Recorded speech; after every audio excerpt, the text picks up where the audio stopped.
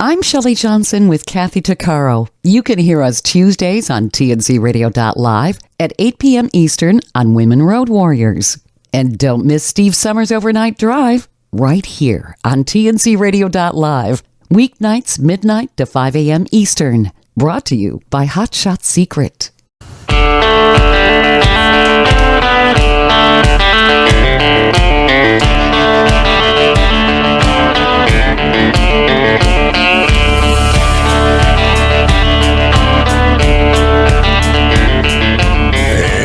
Welcome in, TNCRadio.live. We're live on a Thursday night. This is Highway Fever. And now here's your host, Charlie Claiborne.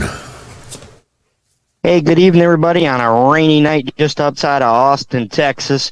Listen, I want to let everybody know, coming up right after my show is In for the Long Haul. The girls will be coming right up there at 7 o'clock. And after them, tonight, my good friend, Bear the Voice, going to be on our network and talking about some trucker life hacks and little things that you can do in your truck, just trucking life in general. Tom, how are you doing this evening, my friend?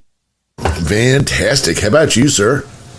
Sounds like you've had kind of a rough couple of weeks. Yeah, a lot of accidents, a lot of delays, a lot of job sites that were supposed to be scheduled for certain times didn't happen.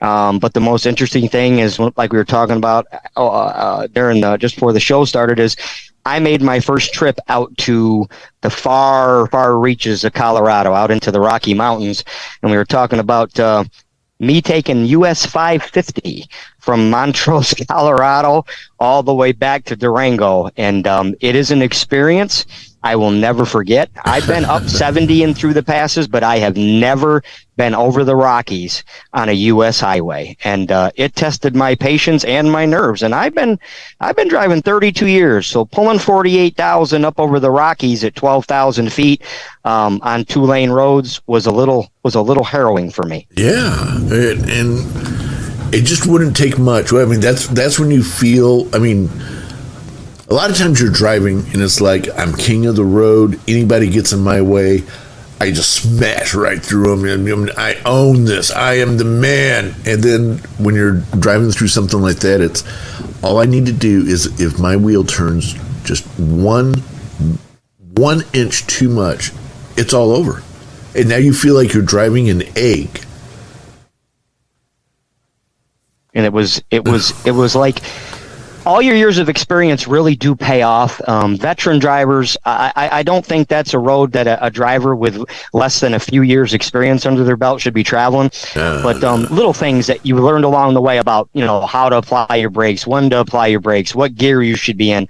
I came down through there, made it all the way to Durango, and my brakes never smoked or caught fire or smelled funny. So well, that's just good. Slow and easy, right? Yeah, don't let anybody hassle you. Okay, so the guy behind you looks like he's having a conniption. That's his problem. What is with those sheep with the curly horns that kept walking in front of the truck down the middle of the road? They think they own the road, man. Yeah. I ran into a herd of them around Silverton coming down through the hairpin turn, and they just stood there in the middle of the road and on the side of the road and just would not budge.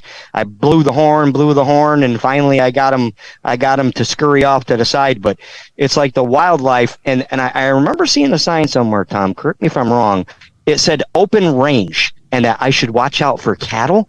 What are cattle doing at that altitude, open range? I don't know. Are those the cattle that have the right hand legs are shorter than the left hand? I don't know. Maybe, I don't know. That's how they stand on the side of the mountain. And there's been a lot going on this week. We had the issue out in California, which we were talking about also before the show started, and how whether or not they're back to work today, it's gonna kind of put a little kink in the supply chain. There's a whole lot of stuff going on in trucking, but not a whole lot of stuff going on in trucking. I noticed that there was the bill to allow us to have bathrooms still isn't done, still hasn't made it through.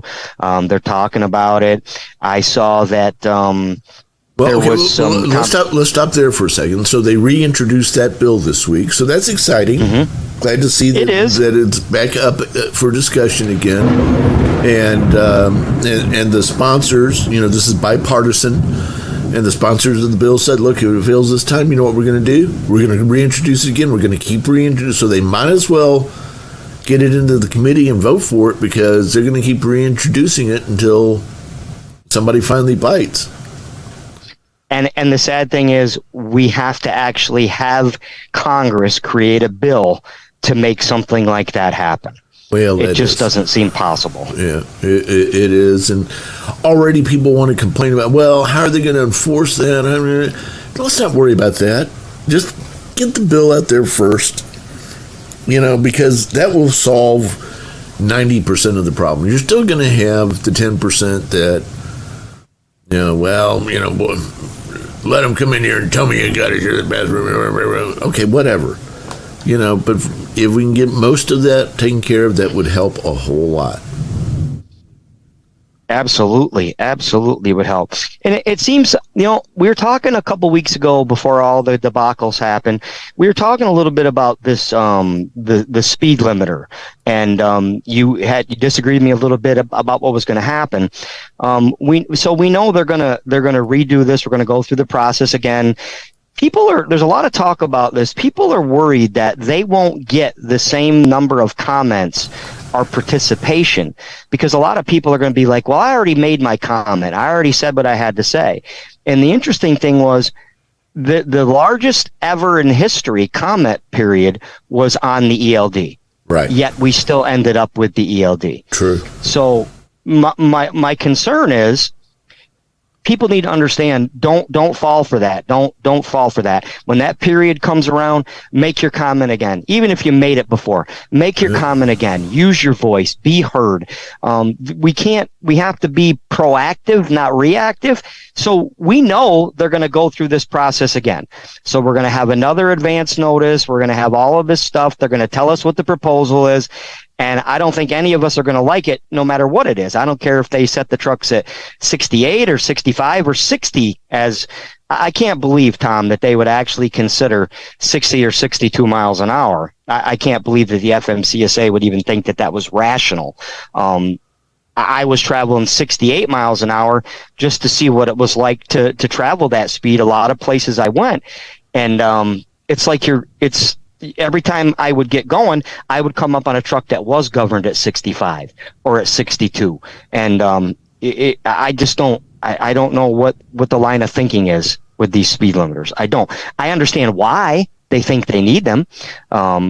We have issues out here, and people can say an electronic device doesn't make a person drive faster, but stress and anxiety make people do things they don't normally do. And a lot of the younger drivers, I think the ELD, especially the new drivers, they feel stressed. So I think that speed and distracted driving have caused them to jump to the conclusion that we need speed limiters. They're never going to stop accidents until they stop distracted driving. If they can stop distracted driving, I don't think we'd have as big a conversation about the need for a speed limiter. Well, somebody pointed out something to me last night I hadn't really thought about. Let's do the math here for a minute. So let's say, it's pretty simple math. Without a speed limiter, in general, how many miles do you put in a day? About 580, 600. Okay. With a speed limiter, how many miles do you think you'll put in a day? Me? Probably the same. What about most drivers? I think most drivers average between 485 and 560 miles a day. Okay. Well, then that kills my whole argument, so never mind. Well, I mean, I'll give you an example. I was paying very close attention on my route coming down, and at 70 miles an hour, it was going to take me a half hour longer to travel 500 miles. So it really wasn't that big of a difference. But so you figure 5 miles an hour over 10 hours, that's only 50 miles. But it's not too big of a deal. But you don't think that there'll be an overall slowdown to the supply chain? Absolutely. And what it's going to be because everybody's going to be traveling at that same speed. Therefore, the traffic's just going to get bunched up. They're going to be packs of trucks. Okay. It's going to slow things down. So you're not going to be able to go as many miles per day? No, absolutely not. Okay. In which case, you're going to have to do what? Drive faster. No. You're going to have to stop. Yes? Yes, and you're going to have to stop earlier. Okay. And park where? Everybody's going to be parking at the same time just like they were before. It's going to get even worse, though, isn't it? It's going to get way worse. We're having a problem now. Right. So how can people are traveling different speeds? speeds? Do this now if they haven't fixed the parking problem? Tom, it goes back to your little crystal ball. This thing has been going on for 4 decades, this truck parking thing, and we just can't seem to get them to fix it. Well, but here's the thing, and I'm not sure the people who are coming up with the speed limiter stuff have done the math yet. Supposedly this is all about safety. Supposedly this is about safety. Like you said, just attach safety to it. If there is no safe parking, and you're going to increase, obviously, just do the math, you're going to increase the number of trucks that have to stop because they won't be able to go as far. Okay, you don't have to, I can go find one of my rocket scientist friends over here at NASA and have them run the algorithm for us. But there's got to be an algorithm that basically proves out the math pretty easily that says if you don't have the parking and you increase the need for parking, it's going to be less safe because you're going to have more people parking in unsafe places, right? Absolutely. Am I missing the point? No, you're on it. Now throw in longer trailers, Tom. Well, yeah. Now we get into the longer trailers, heavier trucks, that kind of stuff. Who's winning this? Okay, I don't know. Who's winning it's a mystery. Okay, so who's going to make the money on something like this? Follow the money.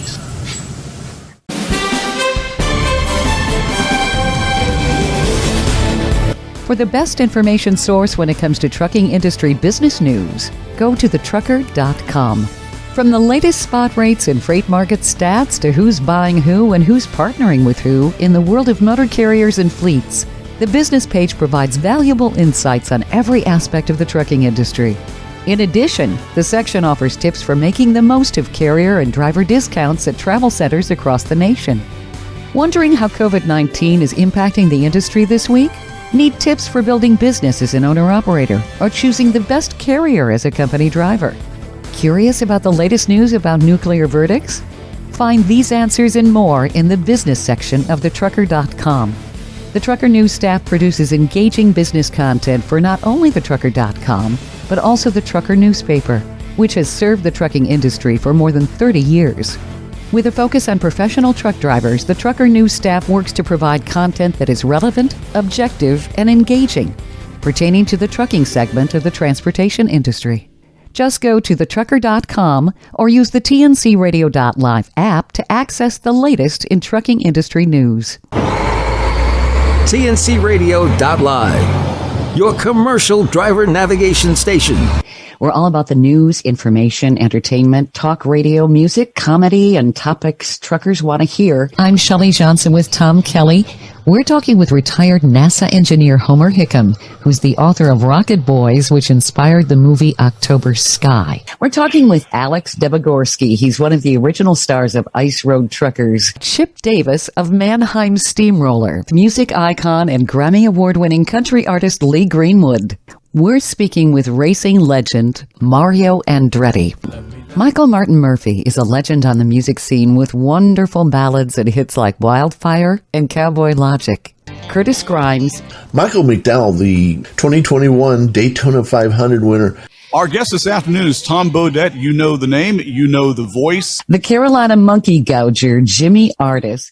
Today we have the honor of speaking again with Long Haul Paul. Today we have Claire Dunn and Logan Mize with us. Stay tuned and stay safe with TNCRadio.live.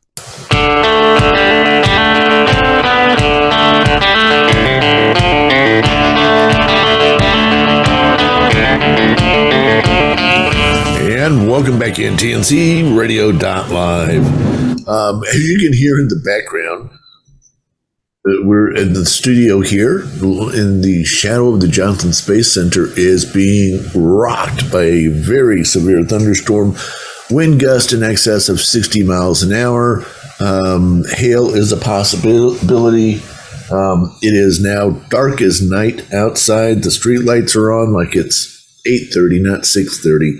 And so if we lose connection for a few minutes, just bear with us. We'll be right back. We've got battery backup stuff that kicks on as necessary, and we've been off and on it a couple of times here already this evening. So we'll just keep plowing through here. So, Charlie. Yes, sir. I asked a question, and so let's call it Jones Trucking. Jones Trucking, okay? Alias Smith and Jones. Okay, so Jones Trucking is a huge conglomerate trucking fleet. Okay, they've got 2,000 trucks. Why would they want and already have speed limiters? Insurance purposes, mostly insurance. These companies have they get better insurance rates when their trucks are governed at a speed that the insurance industry feels is safe and viable. And a lot of these younger drivers, they're not ready for it. Who are their customers? Same customers everybody else delivers to: Pepsi, Coke, Doritos, Tasty Cake. That's not the same customers as everybody else. Wait a second. You might be onto something there. Okay, so they have Pepsi and Coke and Budweiser and Miller and Cisco and Fortune 500 companies. Yes, the big guys. Right. Okay. Who most of our trucking companies are smaller companies, 10 trucks or less. Who are their customers? Some people have smaller customers, egg farms, dairy, produce, things like that. But a lot of it is spot market freight that the smaller carriers are pulling. Right. Do you think that at Jones Trucking Company, this big conglomerate, they're ever worried about they won't have enough contracts to move to move product tomorrow? You think they're ever worried? Majority no. Yeah. So why do they care? Because they've already signed this contract. This contract says that they're going to move 1 million tons of XYZ product across the United States for the next year. For each year for the next 10 years. Okay, they've already signed. They've already got the cash flow. Everybody's got an agreement to this, and what they pay the drivers. It's all predetermined. It's all set. They've bought their fuel long in advance. They're buying a bunch more right now while the diesel costs are low. Buying it on futures, right? Mm-hmm. So, what do they care whether or not it takes 12 hours or 15 hours to get from point A to point B? They're going to get paid the same, right? Every load that hits the ground. Yeah. So they don't care. They never will care about how long things. So speed limiters work out just fine for them. Like you said, you get the savings on the insurance. That's great, but whatever it takes, they're going to get paid. Agreed? Are you still with me? Did I lose you? Hello, Charlie. Are you there? Something weird happened there. I don't know what happened. You disappeared on me. All right. But yeah. We're back now. So they get paid no matter what. Yeah? Yes. Yeah, absolutely. Okay. So you, working for a smaller company, we'll say you work for Kelly Trucking, nice little small little company, has 10 trucks. If it takes you a whole lot longer to get your product out there, and you end up not being able to deliver, as fast and as well as you did before, do you think Jones cares? Of course they don't care. Matter of fact, if you lost that contract and they swept in and got it, is that all right with them? Oh, it's fine with them. This whole speed limiter thing is starting to sound an awful lot like the e-logs phrase, where we were going to level the playing field, where we were going to get people to follow us the same set of rules, and the big companies didn't seem to mind because, again, like you said, they've got the contracts, they've got 1,000 trucks or 800 trucks, and every truck delivers a load, and they keep the freight moving. When the smaller guys, now they didn't have the flexibility to operate beyond what the carriers were operating at. So the e-log was going to level the playing field. The speed limiter sounds more like leveling the playing field. That makes more sense to me than using the word it's going to improve safety, because there is no statistical fact that says less people are going to die in traffic accidents because they're going to put speed limiters on commercial vehicles. We know speed kills. There's no debate in that, right? Speed kills. But it's not going to lessen the number of crashes or deaths, in my opinion. Maybe the severity, but you're not going to get rid of every fatality on the highway by putting speed limiters on commercial vehicles. Unless you set them, that's not quite true. Okay, I submit to you that you can absolutely put the deaths down to zero if we set all the trucks at 5 miles an hour. Yeah, you absolutely could. Okay. You absolutely could, Tom. Maybe we can go to 10.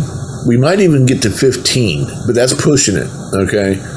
So there is a bottom line number here, but the bottom line number is not in the 50s, it's not in the 60s, it's not in the 40s or the 30s. I don't even think it's in the 20s. You'd have to be less than 20 miles an hour to essentially eliminate all 18-wheeler associated deaths. And even then, I'm not sure you get to 0. Maybe you get to half a dozen a year. And listen, when Trooper Hoover was on our show a few months back, we had this discussion.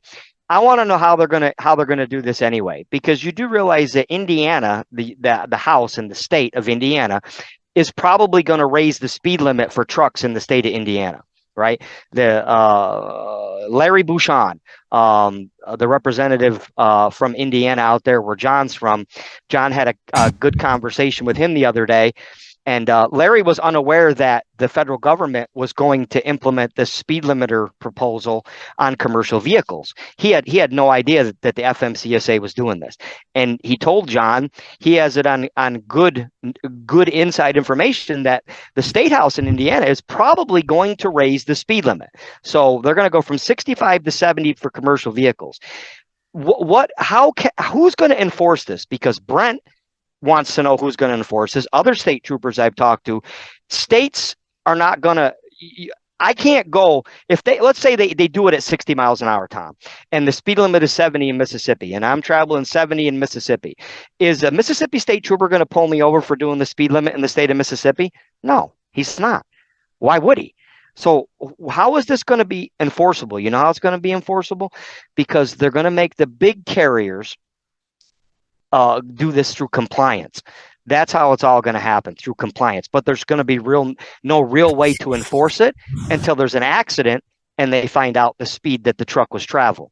There's really no way for them to enforce this thing. There's no teeth to it that I've seen. We don't even know what the limit is going to be at this point. True.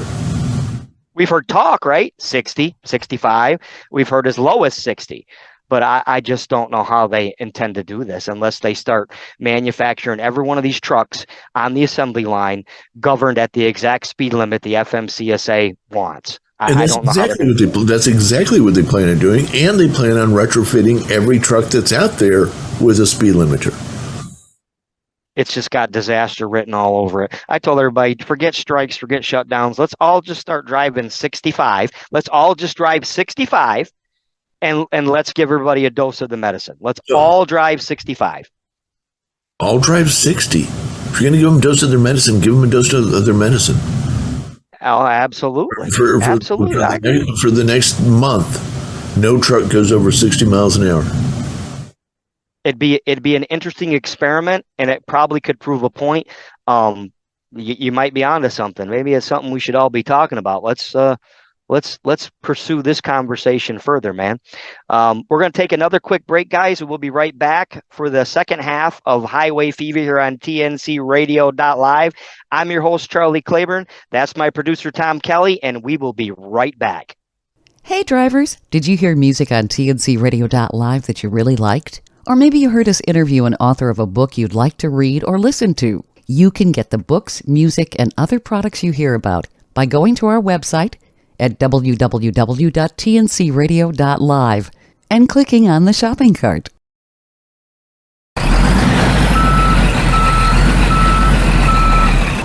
You're listening to TNCRadio.live. Remember to tune into the Truckers Network Show with Shelley Johnson. Weekdays at 3 p.m. Central, 4 p.m. Eastern.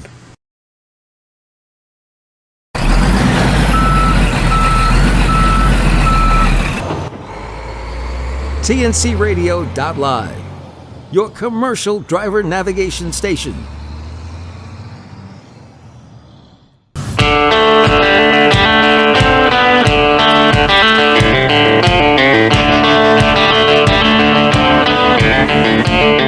All right, welcome back in. TNCRadio.live, live on a Thursday night, June 8th, 2023. I'm Tom Kelly, and the host of your program, Charlie Claiborne. This is Highway Fever. Oh, gosh, Charlie, it is got so much going on right now. We were talking a little bit ago about what's going on out in California. There's always something going on out in California. Did you know? Kind of interesting fact here. Did you know that over the course of the last few months, the Port of New York has outstripped the Port of Los Angeles for amount of goods serviced through the port? I did not know that. Yeah. I wouldn't believe it either. Yeah. Apparently, there are a lot of people who are giving up on the West Coast ports, but we've seen work slow down across all of the West Coast ports over this past week. I don't see any evidence of it today, but we certainly saw it from Friday, Saturday, Sunday, Monday, Tuesday, and Wednesday. I'm still checking to see yesterday whether or not any of them were moving slowly, but this is not a longshoreman union endorsed work slowdown. This is the guy, the rank and file guys who are saying, you know what? We're sick of working without a contract. They haven't had an active contract since July 1 of last year. And I did see that there was also that comment. Well, I mean, I'm just confused. What good does it do to allow unions to have collective bargaining and to bargain for good contracts? And the first hint that these people stand up for themselves, granted it's an inconvenience, granted it's whatever it is, and the first thing everybody says is the White House needs to get involved. Why? Just like with the rail workers, right? My question from me. That's where I was going. That's exactly where I was going. I'm an astute student, Tom. I pay close attention. You're absolutely right. What is the point of having that kind of contract?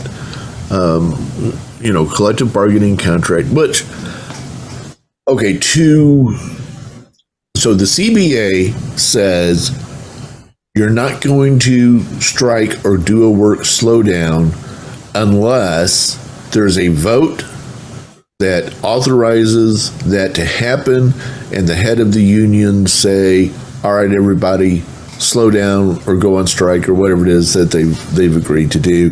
And that can only happen after you've negotiated in good faith, and also includes within that particular CBA a cooling off period and so forth and so on. Okay, so the argument from the what is the PMA, the PMC, PML, whatever it is, the Pacific Maritime companies. So their approach is, you guys are already in violation of the CBA. To which I'd say, what CBA?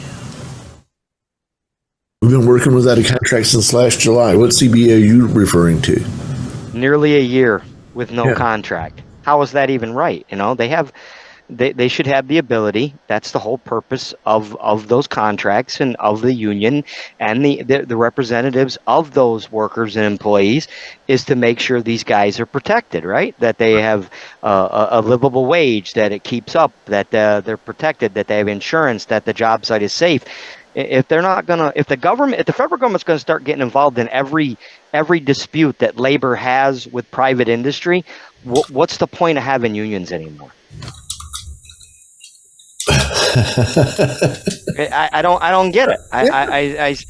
So then, like, when you look at trucking, right, and we all get upset because the Fair Labor Standards Agreement there, the FLSA, doesn't allow us to do certain things. Well, right now it doesn't look like that type of collective bargaining would do our industry any good as an industry as a whole, not as union employees, but as truck drivers, because the federal government just step in and say, no, you're not going to get this. No, you're going to go to work. No, you're not going to do that. So I don't think we're losing anything at this point. Like I said earlier, I'm perfectly fine with being paid by the mile. So the academics that met down in Washington last month, and the people that are trying to decide how truck drivers should be paid, the problem isn't how we're paid. It's what we're not paid for. So when we're held up as shippers and receivers, some people 7, 8, 9 hours waiting for loads. Same thing at receivers. Pay us for the time that they take from us where our mileage can't be compensated. Okay. I tell you right now, if they would have to pay us $20 an hour for a 40-hour week, that's $800, right?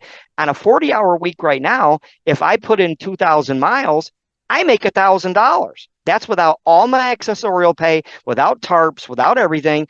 I do better being paid by the mile and paid for my accessories than if I had been paid $40 or $20 an hour for 40 hours and then whatever for some overtime.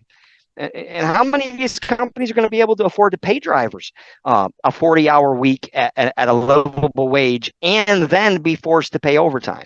I think it's a pipe dream, and I don't think that the ATA and the large carriers will ever let us get paid what we should be paid. All right. This just coming in. Okay, this is data from from marine traffic.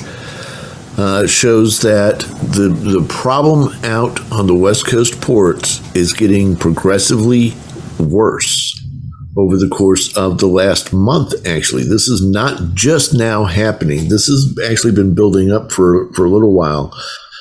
Over the past 2.5 months, average wait times at Anchorage, that's not Anchorage, Alaska, as in you're at, you dropped your anchor and you're waiting to get in, were between a half a day and 1.5 days, with the average service time being, once you finally get into the port, 2 to 5 days. Now it's taking more than 9 days to get to get in. Once you get in, it takes 9 days to get unloaded instead of 2 to 5 days. Okay. I would not want to be a drayage driver at this point. Right. So, carrying products, tires, let's see. So one of the vessels that's out there right now, I won't name names, has been documented that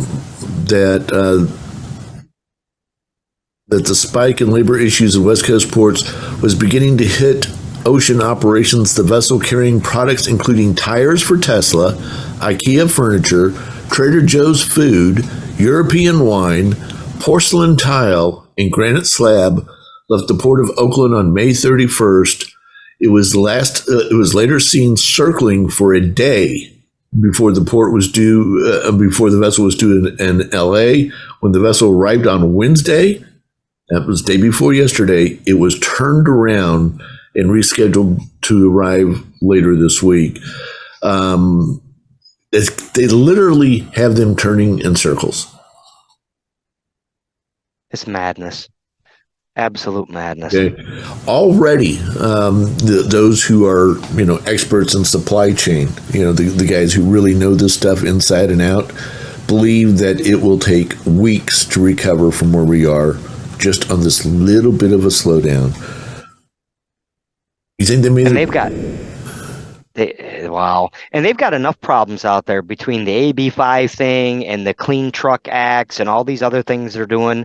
I wouldn't be surprised if that number is a little bit longer than they think. They already have a shortage of trucks to pull the drayage from the ports. Remember, the first of every month, they take another 7,000 to 8,000 trucks off the road in California.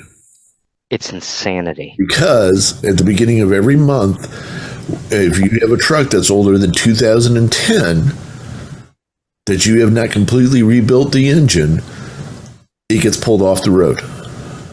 They will not. You cannot get it re-registered. And we're going to have a conversation here in the very near future with our friend Joe Rockovatz from Western State Trucks. And Joe spends a lot of time in the ports, a lot of time working with his drivers out there, talking about a guy who understands this CARB and emissions thing, help us shed some light on that. So that's going to be an interesting conversation to talk about what just happened and how it made it worse. Yeah. Yeah, it does make it all worse. A week. And have them driving around like they're doing laps at NASCAR. Yeah. Just go out there in the water and just turn circles. We'll call you back when we can. It's like trying to land a plane at Newark. How do you think the Trader Joe's food is going? Oh, man, they can't be doing well. I used to do a route where I delivered the Trader Joe's down in Westchester County, New York. So I'm familiar with Trader Joe's. Okay, so if your food sat in your truck for an extra week, would that be an issue? Yeah, it would, but they're not going to tell the customers that the stuff isn't fresh. It's like Alaskan seafood, right? It shows up in New York and people think it's fresh fish. Well, how's it fresh?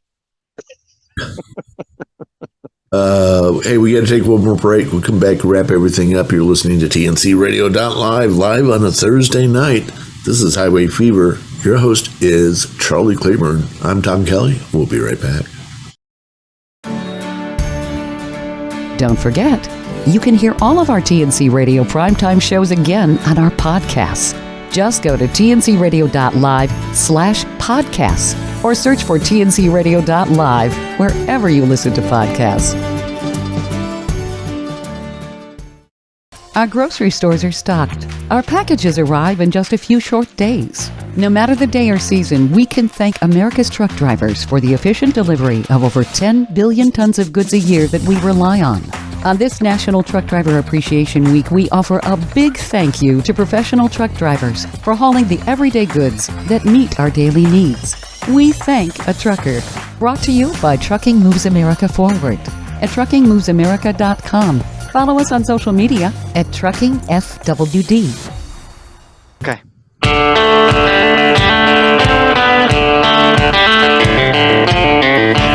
And welcome back in. TNCRadio.live, live on a Thursday night. Charlie, it has been great to be with you again. Missed you last week, but know that sometimes that's the way the cookie crumbles when you're right in the middle of trying to do a delivery. It's awfully hard to do a radio show. Yeah, but I've got a great producer who puts together good stuff. And hey, with that in mind, guys, coming right up after my show, In for the Long Haul. Make sure you stick around and check the girls out. And tonight, my good friend Bear the Voice, he's going to be here on our network on TNC Radio. So make sure you stay tuned. It's a great lineup. This has been Highway Fever here on TNC Radio. We're here every Thursday night at 6 p.m. My producer, Tom Kelly, as always, thank you for putting this together. Thanks for producing the show. And we'll catch everybody back here next Thursday, same time, same place. Y'all stay safe. Watch out for the weather. And we'll catch you next week.